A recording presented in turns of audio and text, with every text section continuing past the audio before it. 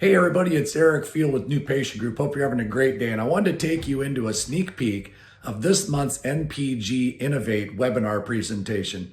Every month we dive into the NPG playbook on what are the things that you can be doing as a healthcare business owner and as employees of that practice to help influence the consumer into a great partnership with your business, a lasting partnership, one where they not only choose to do business with you, but also become great fans of your practice and ultimately referring you to their friends and family, right? And today's is going to take a look at that new patient phone call, one of the first steps of the new patient journey, and how do you do things at a very high standard? Specifically, how do you impact the psychology of the consumer's decision to purchase your brand?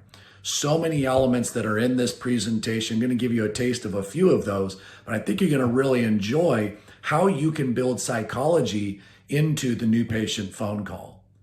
So enjoy this presentation talking about those psychological principles and how they play an impact on your patient, your consumer's journey into becoming a partner with your business. And we're just going to dive right into today's webinar. And I would love to introduce Mr. Eric Field. And thank you for doing this for us and teaching all of our amazing clients and just letting us into your world a little bit with this. Yeah, absolutely. Thanks for letting me join in. So, and I also want to say, if you weren't able to be on our April presentation, I honestly didn't want today's presentation because following in the footsteps of Haley and what she presented on keys to social media success under these trying circumstances is a enviable task. I really want to compliment the amazing presentation she put together. And I hope you all were able to be part of that back in April. Go ahead and get started on this topic of the new patient phone call and exactly how you as a receptionist can be impacting the conversion of that consumer. And that's an important word that we talk all the time about. And I think it's become pretty notable in the orthodontic and dental industry, healthcare industry for that matter, that we are truly working with a consumer and that they're not a patient. They are not your patient. And they are a consumer that's working to determine who they're going to participate with, whether that be a place they're buying something or a dining establishment or a service, whether that be dentistry and orthodontics, or whether that be finding a plumber or a carpenter for a project at their house. They are looking and searching in very similar ways within healthcare as they're looking and searching in every other manner of their lives for who they're most confident in, who they trust most. And the new patient phone call is a perfect place where that trust and confidence and positive momentum can and should be taking place. And so we're going to be talking about some consumer psychology principles. And that's something we build a lot of our VIP coaching around, is the consumer nature of making decisions. And so we'll look at those in just a second. But I do want you to realize you really do make a difference. You as the receptionist that's answering that phone call have an absolute opportunity to create a lasting impression on the consumer. Your role matters. There is no doubt about it. One of the most critical roles in the entire new patient process, because it makes a first impression. That first impression can be a very lasting one. That we'll go deeper into that in our next Innovate presentation in June. You're creating a connection. Somebody that maybe doesn't know your business at all, you have an opportunity to create an initial connection with that consumer. You create momentum, right? And positive or negative momentum. And certainly we want it to be positive momentum, that you get the ball rolling to the point where it's rolling so favorably for your business that it's going to turn into a new patient business. Your role is the gateway of revenue into the business, right? The dollars that are supporting and making your practice what it is, you're the gateway of those dollars getting in. And this is something that we do see all too often, is lost opportunity. As we coach, as we do mystery calls, we can readily recognize that there's lost opportunity bleeding through a practice through the phones, whether that be somebody that gets put on hold right away. Trust me, that is lost revenue, because some people won't hold, and even if they do, they don't have the same type of positive impression of the practice. Perhaps it's the call not being managed very well, or maybe the receptionist having an off day and isn't coming with the right spirit and the right personality. And so it is the gateway of revenue in, and just doing your job at a very high standard will increase the business for the benefit of the whole practice. And then with our receptionists, just got to have that dedication to approval and recognizing that the skills that they that make their job, make that role a successful one, there's an opportunity to improve. And even when you think you've kind of reached the top of the mountain, there's probably an opportunity to even continue to improve further. So as you can see here, this is something that you're likely familiar with if you do our VIP coaching program. This is something we spend a lot of time on, and that's our step ladder to practice success.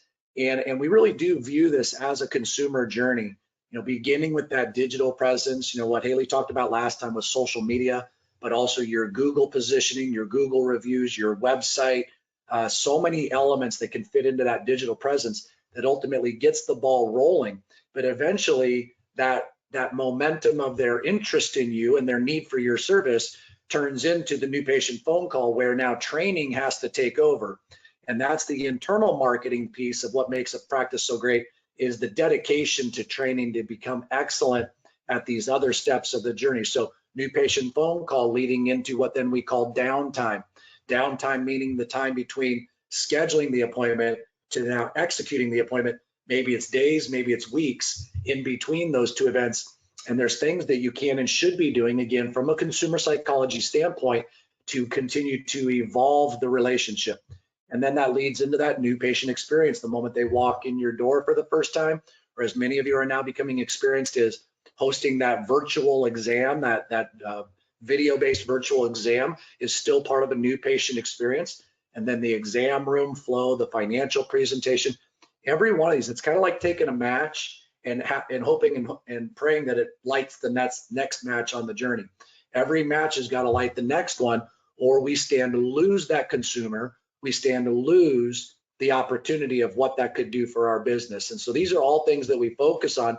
And even once you then earn that financial commitment, the journey starts over, because that patient who is now starting treatment and accepting a relationship with your practice, if we've done these all at the highest standard, it can now turn into a new referral. And you think about this, when you get a referral from someone and they say, yeah, we go to Johnson Orthodontics and they really do a nice job, that verbal referral is valuable. But then what do they do with it? Well, they go right back and they start over, and they go to Johnson Orthodontics and they look at the Google reviews, they go to their Facebook page, etc. The process essentially begins over again, but that internal review or the internal referral is very, very important. So what do we stand to gain from a well-delivered new patient phone call?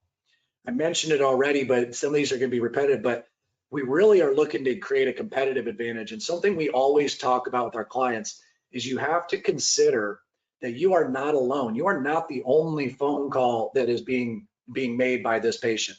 You're not the only website that they're visiting. You're not the only Instagram page that they're visiting. You're probably not even the only practice that they're visiting in person or through a virtual exam. And so we always want you to consider there's 2 or 3 others that are going through this same process with this same consumer, and we have to create a competitive advantage in order to earn those next steps of the relationship. This is going to help us to reduce no-shows and cancellations. When we do this new patient call well, and they like us more and they trust us more, and they have a greater degree of confidence in you versus somebody else that they're having the same phone call with, you're going to see these people show up more routinely for that initial point. This is something we measure, that if you see no-shows and cancellations regularly on your new patient routine, we always go back to the phone call, because it's such an integral part of making sure that we start that relationship with positive momentum. Of course, it's going to increase the likelihood of also getting positive reviews and positive comments, increasing the likelihood of them committing to care and committing to a partnership with your business. These can all be managed as the phone call is a part of that momentum. Increase same-day conversions. For those of you that are listening in that are orthodontic practices, one of our primary goals is to get them not only into the practice, not only to say yes to treatment, but to say yes today, right? Take them out of the market of now going to that next exam. And so same-day conversions can be influenced by the new patient phone call. Very, very important. but obviously we want to increase the likelihood to refer and recommend to another person. So there's 8 psychology principles that we're going to be looking at as we go about this today. Halo effect, positive connotation, authority, politeness and courtesy, consensus, effective frequency, commitment, and reciprocity. Now, some of those may ring a bell for you. Some of them you may be looking at and going, okay, I'm curious, what exactly is that? We're going to look at how each of these principles can fit into your new patient phone call. Again, adding psychology, helping that consumer to say yes towards a partnership. So let's get started. The first one we're going to look at is the halo effect. All right, and the halo effect, just by definition, the tendency for positive or negative impressions of a person, company, or brand in one area to positively or negatively influence one's opinion or feelings in other areas. All right, so it's one experience having a halo effect on their impression of other parts of the same product or service. Okay. All right, so good example of this. So I'll share an example of the halo effect. And this is probably one of the most critical psychology principles of that you should be focused on as a receptionist. So when you're, I've owned a Yukon SUV. About 8-9 years ago, I had a Yukon, and I got to about 140,000 miles. I was enjoying the vehicle, but at 140,000 miles, the engine went bad on it. You know, oil spilling out the bottom side of a highway, miserable experience. But I enjoyed the vehicle enough that after I did away with that one, I got another Yukon SUV, and about 150, 160,000 miles into it, the engine again went bad. And so big expenses. I mean, these weren't just things that you take it in and $500 later you're done. These are massive expenses. And so what do you think that did to me? You know, certainly I was turned off forever forward about the Yukon product. But what the halo effect does is how it's made me feel about GM motor vehicles altogether. Right? So anything made by GM right now, I look at it with a very leery eye because of the experience I had with one variety of GM vehicles.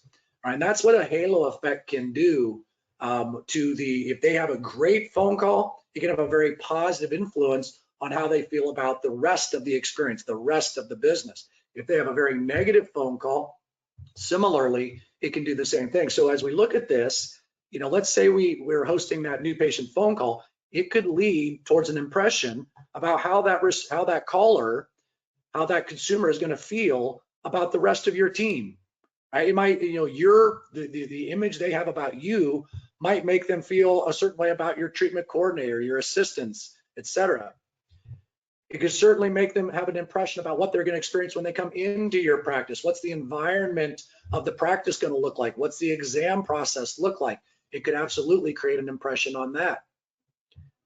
How about the technology, right? What you do over the phone, how you describe technology, your use of technology, the variety of resources that you have could create a very positive or negative halo effect on how they feel about your advancement in technology.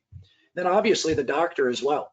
Right, their impression of you is going to be a direct impression of how they feel about the provider and what they're going to experience from the provider, and ultimately what they're going to experience as a result for themselves. What's the quality of your care can be directly influenced by the fact of the impression they receive from you. That's the halo effect. Okay, so let's take a listen to an example here, because I want you to appreciate how the halo effect might come from a call like this. Thank you for calling orthodontic specialist. This is Kathy. How can I help you? Yeah, I was kind of curious about an initial exam for my 15-year-old son. His dentist said that all his permanent teeth are in, so it should be a good time. Okay. Is he registered here in our office yet? No. Okay. So what kind of insurance does he have? Delta? Delta Dental? Mm-hmm. What's his name? His name is Brian. Last name? Williams. Williams. Okay. And what is his date of birth? It's August 10th, 2004. Okay, so we'll stop there. So if you were the caller making this call for a new patient appointment for your son, How did that call make you feel up to that point? We're just only maybe 60 seconds into this call, but how would that have made you feel? And how would this have affected you from a halo effect perspective?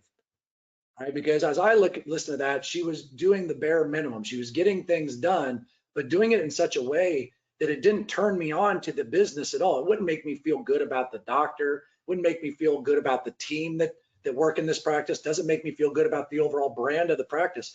So, as we relate this to like a dining experience, is it creating this visual imagery? Are we picturing this amazing, exquisite 5-star type of dining experience with the exquisite cuisine, that we get to only do once in a while? We get to go out on an anniversary and get to experience something amazing. Or did that call better represent an image like this? All right, and I think if I were on the other end of that and I were making 3 calls and I'm looking for something that really stands out to me, I'm not going to go to this, I don't even know what that is, a taco of some sort with a generic cola versus my interest of trying to get something like this. That would be a very negative halo effect type of an example. So I hope you all can appreciate, and we're going to be hearing some very positive examples as we go through the rest of our meeting, but how that halo effect is such an important part, that your brand impression has an influence on the overall brand impression of the practice doctor, your team members, your technology, etc. Second consumer psychology principle, positive connotation.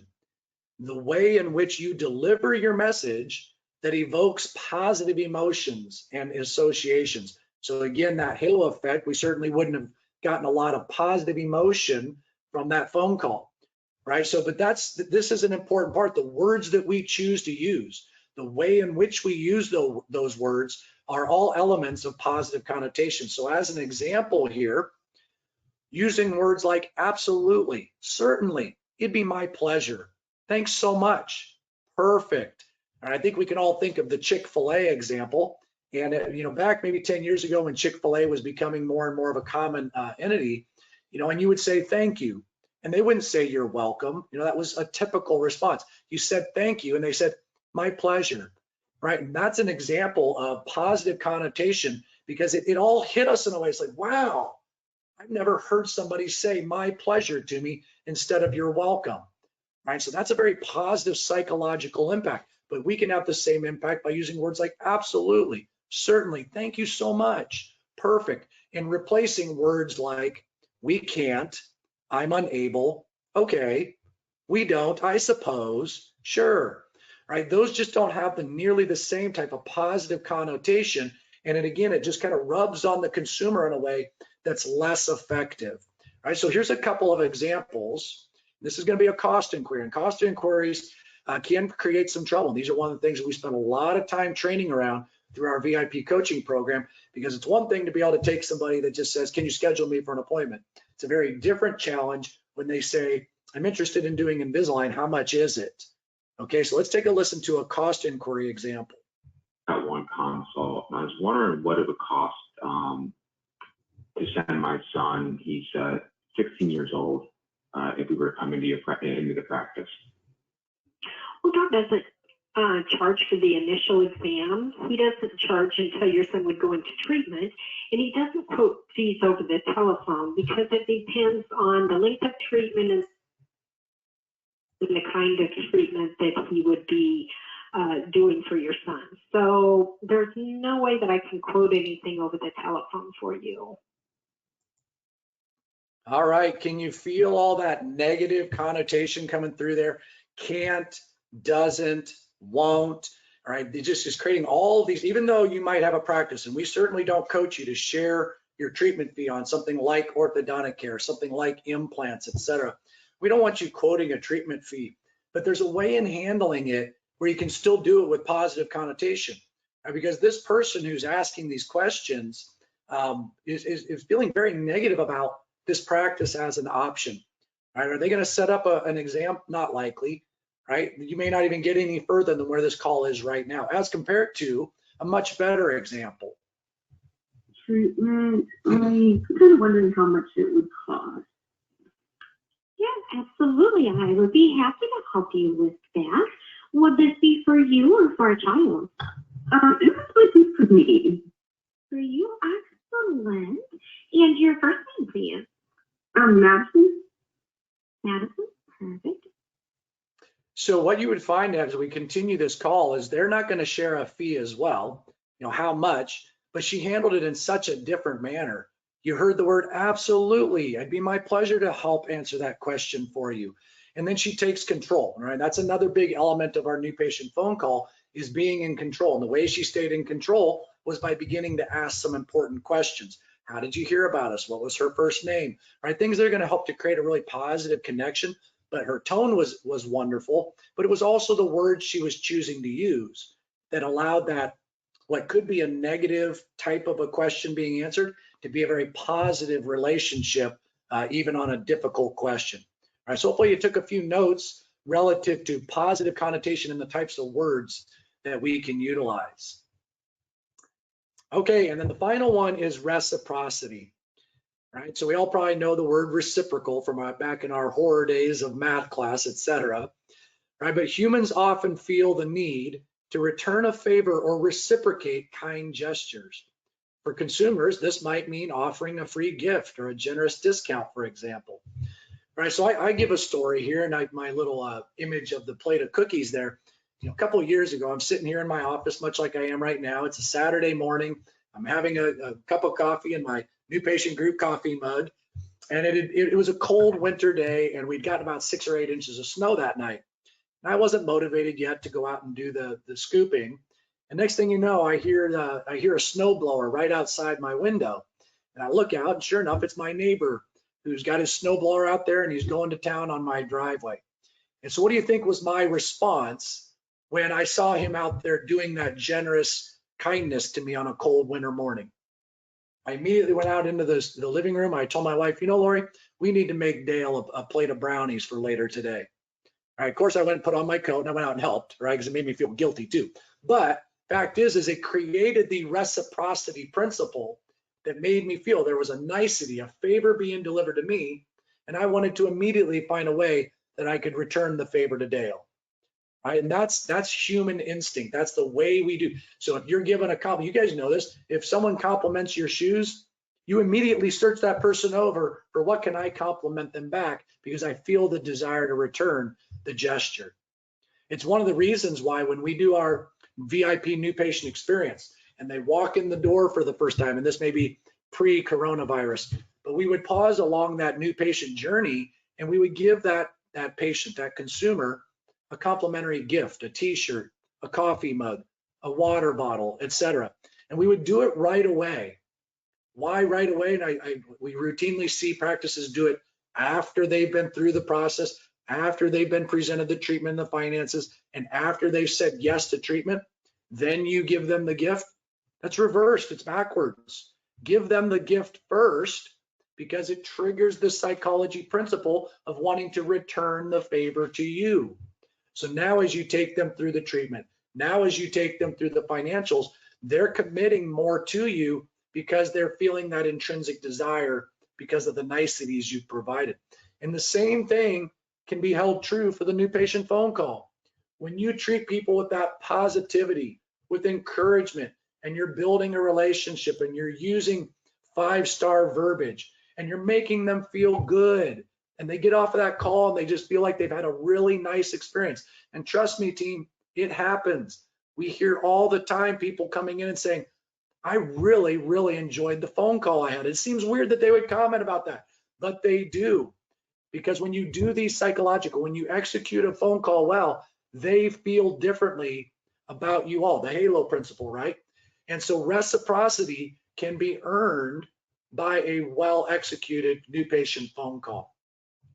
So our final example is going to go a little bit deeper and give you a nice call that will take us up to the scheduling process. Customer Orthodontics, this is Katie. How may I help you? Hi, I was just calling to kind of get a little information about an orthodontic treatment. I'm kind of wondering how much it would cost. Yeah, absolutely. I would be happy to help you with that. Would this be for you or for a child? It was like this for me. For you, excellent. And your first name, please. Madison? Madison, perfect. And Madison, have you ever been seen by us at all before? No, I've never been there before. Oh, okay. Well, we are definitely glad that you called us. And Madison, are you looking for like Invisalign or braces or anything specific?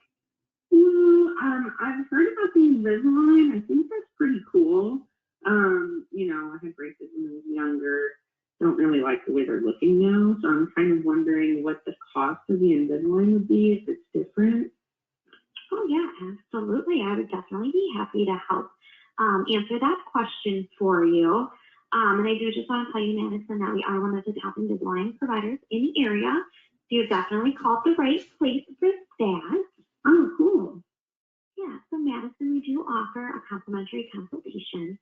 That's going to be a great way for you to get to meet with one of our knowledgeable doctors, where they are going to create a customized treatment plan that's going to be completely unique to your needs. I can go ahead and get you scheduled for that appointment. We do have 7 convenient locations to choose from. Which office would work best for you? All right, there you go. So you can just feel all that positivity, all that kindness, the tone of her voice, the positive connotation verbiage that we're talking about, the edification and value building that she's wrapping around the circumstance, even her handling of the price objection, how nicely she did that by building value around the complimentary exam. And all in all, when she continues this momentum and takes it through the scheduling and takes it through the data and takes it through that welcome to our orthodontic family and wraps it up in that same manner, reciprocity is going to kick in. The momentum is now effectively in our favor that they're going to move forward towards fulfilling their appointment, towards engaging in a positive dialogue when they come in for the appointment, and ultimately saying yes to a partnership of treatment, of repeat visit, and hopefully yes to being a fan of our business and reciprocating by telling other people because they like you so much. So you can all feel how the new patient phone call is one step, one critical important step of the journey. And now we have to continue that journey with the downtime, with the new patient visit, with the exam room and treatment presentation processes. But reciprocity can absolutely be built into the new patient phone call. All right, so just a reminder, this is something, again, we've got a lot of different clients on this call. And so some of you might be using us for one thing or another, but we kind of use a gym membership as an analogy to new patient group services. So some of you might have the receptionist certification course as a standalone service, or it's part of your NPG university program. And that's like having a gym membership on demand. Go use it when you want, grab the equipment, jump on the treadmill, do whatever you would need to do on your own. But a lot of you are also going to benefit from bringing on the trainer, bringing on the coach, like you see this gentleman here. And that's really what then our VIP coaching program is all about, is having someone support you, having someone to help hold you and your team accountable to creating stronger direction, role playing, making sure that these psychology principles that we just talked about today are being delivered in a really, really effective manner, and that you get that kind of result that we're talking about. So just a reminder, you make a difference, right? All of these psychological principles, you're capable of doing this. These things, you're probably doing some of them naturally anyway. But I hope that you took some notes today and can realize how you can build around these concepts and add an even stronger impact onto the brand impression that consumer is feeling, and how you can really set this relationship up to have a beneficial next step of the journey for them to say yes to your treatment. Thanks so much for joining us on the New Patient Group Innovate webinar topic of the month. If you'd like to learn more, please go to newpatientgroup.com/innovate. Look forward to hearing from you very soon.